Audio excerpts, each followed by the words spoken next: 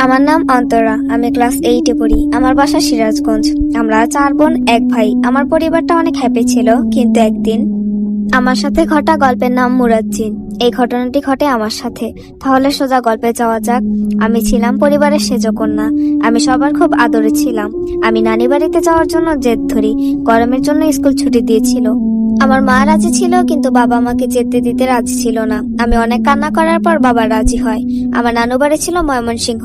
ওইখানকার জায়গাটা বেশি একটা ভালো ছিল না। দিনটি ছিল মেঘলা, আর বারটি ছিল শনিবার। আমরা ভোরে নানু বাড়ির উদ্দেশ্যে রওনা দিই। আমাদের বাসা পৌঁছাতে সন্ধ্যা হয়ে যায়। নানু বাড়ির রাস্তাটা ছিল কাঁচা রাস্তা। ওইখানে যেতে আগে একটা জারুল গাছ পড়ে। আমি খুশিতে সবার আগে নানু বাড়ির দিকে দৌড় দেই। হঠাৎ আমার শরীর কেমন থমকে যায়। আমি আশেপাশে তাকিয়ে দেখি আমার পাশে কেউ নেই। আমি একা জারুল গাছের নিচে দাঁড়িয়ে আছি। আমি ভূত প্রেত এসব বিশ্বাস করতাম না। আমি সাহসী ছিলাম সবার থেকে। আমি ক্লান্ত থাকার কারণে ওইখানে জ্ঞান হারিয়ে ফেলি। আমার যখন জ্ঞান ফিরে, তখন আমি শুনি শরীরে লোম খাড়া হয়ে যায়। আমার নানু আমাকে বলছে, তুমি পুকুর পাড়ে একা একা কি করছিলে নানু ভাই? আমি ওইখানে বলার মতো ভাষা হারিয়ে ফেলেছিলাম।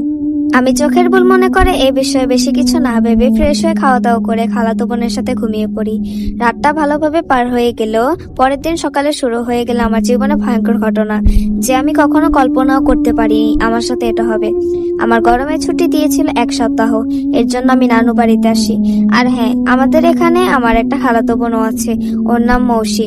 যাই হোক, এখন আমরা গল্পে চলে যাই। পরের দিন সকালে আমার ঘুম ভাঙে ফজর আজান শুনে।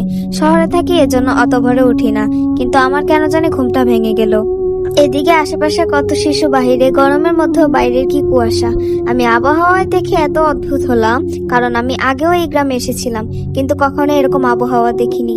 তারপর আমি জানালার কাছে বসতে দেখি আমার চোখের সামনের দিকে জারুল গাছটা কাছে একটা অবয়ব দাঁড়িয়ে আছে, কালো আবছা করে আমার দিকে তাকিয়ে আছে মায়াবী চোখে। আমি চারিদিকে তাকাতে কেমন যেন আমার চোখটা তার দিকে আটকে যায়। আমি চোখ সরাতে গেলেও পারি না। খারাপ পেছন থেকে আমার খালাতো বোন ডাক দিয়ে উঠলো, বলল, তুমি জানালার কাছে কি করছো? আমি জানালার কাছে তোমাকে যেতে মানা করেছিলাম, তুমি আবার কেন গিয়েছো? আমি ওর ব্যবহার একটু চমকে যাই, কারণ কখনো এভাবে কথা বলে না। ভাবলাম ঘুম ভালো হয়নি, এর জন্য আমার সাথে রেগে কথা বলছে। তারপর ও আমাকে ওখান থেকে সরিয়ে দিয়ে জানালাটা বন্ধ করে দিল। তারপর আস্তে আস্তে যখন ভোর 6টা হলো, সবাই ঘুম থেকে আস্তে আস্তে উঠে পড়লো। বাইরে পাখির আওয়াজ শোনা যাচ্ছে। আমার চোখে আর ঘুম নেই। আমার মাথায় শুধু ওই রাতের ঘটনা আর সকালের এই কালো ছায়ার কথা মাথায় ঘুরছে। এসব ভাবতে ভাবতে 7টা বেজে গেল। আমি বাইরে উঠে গেলাম। দেখি বাড়ির উঠানে সবাই ঘুম থেকে উঠে গেছে। আম্মু, নানি, বাসার সবাই বসে একসাথে আড্ডা দিচ্ছে, বসে বসে সকালে নাস্তা বানাচ্ছে। আমি ওখানে যেতে আম্মু বলল, তুমি উঠে পড়েছো, যাও ফ্রেশ হয়ে